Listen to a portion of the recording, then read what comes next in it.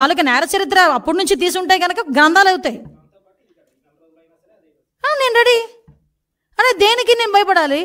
As per rule ఈ రోజు వరకు ఎక్కడైనా చైల్డ్ అబ్యూజింగ్ జరిగిన చోట కానీ, హత్యలు జరిగిన చోట కానీ ప్రతి దగ్గర కూడా వెంటనే ఇమీడియట్గా అరెస్టులు చేసి రిమాండ్కి పంపించారు. పోక్సో యాక్ట్ సంబంధించి ప్రత్యేక కోర్టులు చిన్నపిల్లల మీద జరిగిన అఘాయిత్యాల మీద ప్రత్యేక కోర్టులు ఏర్పాటు చేస్తామని సాక్షాత్తు మన సీఎం గారు బయటకు చెప్పారు. దీని మీద ఎంత ధైర్యం ఉంటే ఈరోజు ఒక సీఎం గారు ఈరోజు వైట్ పేపర్ రిలీజ్ చేయాలండి? లా అండ్ ఆర్డర్ విషయంలో మేము తప్పు చేయలేదు కాబట్టి లాస్ట్ గవర్నమెంట్లో జరిగిన సిచ్యువేషన్స్ అన్నింటిని ఎక్స్ప్లెయిన్ చేయాలి. ఈరోజు బీసీలు కేవలం 300 మందిని హత్య చేశారు. దాని గురించి వస్తాడు కనుక్కోండి ఒకసారి. ఎస్సీలను ఎంతమందిని ఇబ్బంది పెట్టాడు, బీసీలను ఎంతమందిని ఇబ్బంది పెట్టాడు. ఒక ఆడపిల్ల అరే మా అక్కని ఏడిపించొద్దని చెప్పిన పాపానికి కిరోసిన్ పేసి తగిలెట్టేశాడే.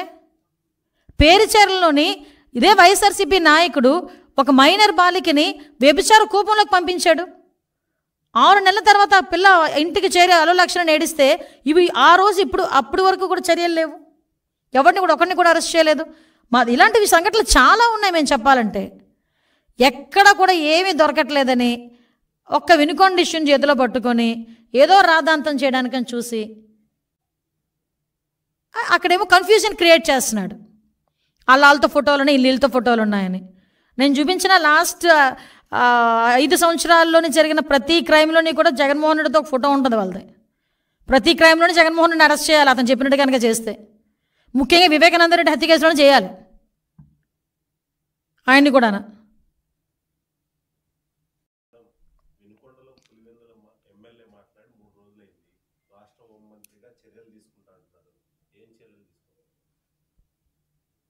యాజ్ పర్ రూల్ చట్టం ఏ రకంగా అయితే మీకు 153 అని చెప్పి ఒక సెక్షన్ ఉంది, దాని ప్రకారం కానీ ఇంకా మేము కూడా లీగాలిటీ, ఎందుకంటే ప్రజలకు తెలియజెప్పాలి. అరే మీరు మాట్లాడుతున్న విషయంలో ప్రూవ్ ఉంటే నిజమైతే మాట్లాడచ్చు, నిజం కాకుండా బురద జల్లే ప్రయత్నం చేస్తే కనుక ఎలాంటి వాడికైనా చర్యలు తప్పవు అన్న ఇండికేషన్ అయితే డెఫినెట్గా వెళ్ళాలి పబ్లిక్కి, ముఖ్యంగా పార్టీ వాళ్ళకి. కాబట్టే వాళ్ళ మీద ఎటువంటి చర్యలు తీసుకుంటాం. పోలీస్ డిపార్ట్మెంట్ వాళ్ళు ఆ పనిలోనే ఉన్నారు.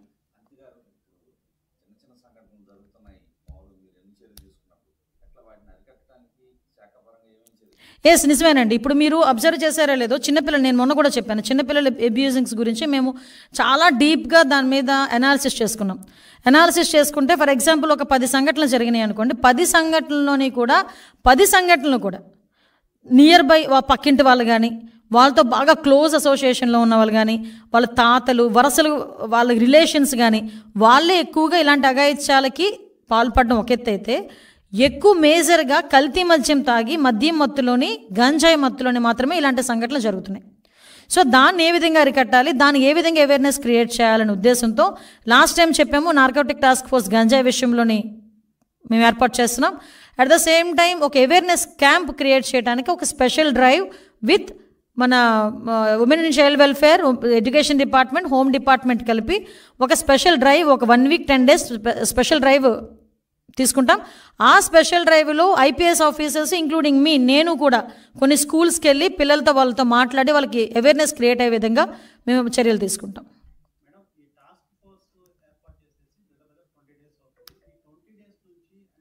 టాస్క్ ఫోర్స్ ఇంకా ఏర్పాటు చేయలేదండి. టాస్క్ ఫోర్స్ ఏర్పాటు చేస్తామని చెప్పాము. 1 or 2 డేస్లో టాస్క్ ఫోర్స్ ఏర్పాటు చేసేస్తాము. దానికి స్పెషల్గా ఒక ఆఫీసర్ని అలాట్ చేయాలి, స్పెషల్ ఆఫీసర్ని అలాట్ చేయాలి, ఒక ఐపీఎస్ ఆఫీసర్ని అలాట్ చేయాలి, డిఎస్పీ స్థాయిలో అడిషనల్ ఎస్పీ స్థాయిలో వ్యక్తులను అందులో అలాట్ చేయాలి. దీనికి ఒక లీగాలిటీ ప్రకారం చేయాలి కాబట్టి దానికి ఒక టైం తీసుకుంటున్నాం అంతే. అది డెఫినెట్గా జరుగుతుంది. At the same time within 1 week 4-5 డేస్లో 2 డేస్లో టోల్ ఫ్రీ నెంబర్ వస్తుంది. దానికి ఇంటర్నల్గా ఇక్కడ మనకి బిఎస్ఎన్ఎల్ కానీ దేనికైనా టైప్ చేయాలి. ఓవరాల్గా టోల్ ఫ్రీ నెంబర్ కూడా ఒక 4-5 డేస్లో టోల్ ఫ్రీ నెంబర్ కూడా ఇస్తాం. డీజీ స్థాయి అధికారి, అడిషనల్ డీజీ స్థాయి అధికారి వస్తారు, ఒక ఐజీ స్థాయి అధికారి వస్తారు.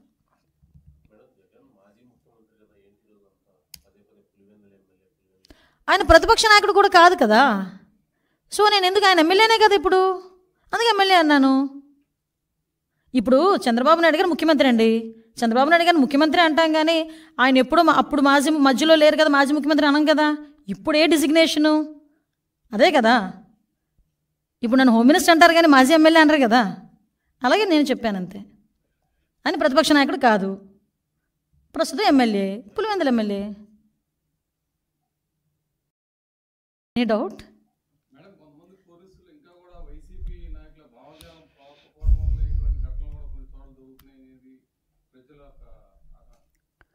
లేదండి, ఇందాక మీరు చెప్పినట్టు ఒకటైతే క్లియర్, ఇంతవరకు 5 సంవత్సరాలు పోలీస్ డిపార్ట్మెంట్ పరిస్థితి ఏమైపోయిందంటే, తెలుగుదేశం పార్టీ ఇళ్ళ దగ్గర మేము వెళ్ళి కాపలాలు కాసామా, ఉదయాన్నే వెళ్ళి వాళ్ళని అరెస్టులు చేసామా, హౌస్ అరెస్టులు చేసామా, బారికేడ్లు కట్టామా, 990 మంది వెళ్ళి జగన్మోహన్ రెడ్డి ఇంటి దగ్గర కాపలా కాసామా, ఇదే వాళ్ళకు వచ్చింది.